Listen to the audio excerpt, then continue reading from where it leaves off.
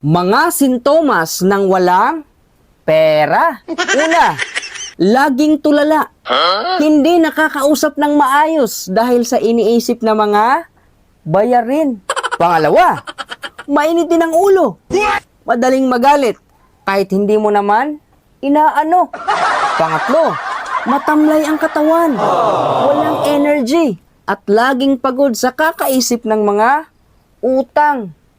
Utang pa more. Pang-apat, masakit ang likod at mga kasu-kasuan.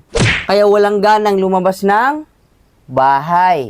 At ang panglima, panlalabo ng paningin.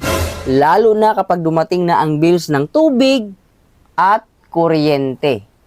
At para hindi lumala ang mga sintomas na yon, eto ang mga reseta para sa inyo. Teranol, Casinilin, Quartasol, Salapigesic at Manicetamol.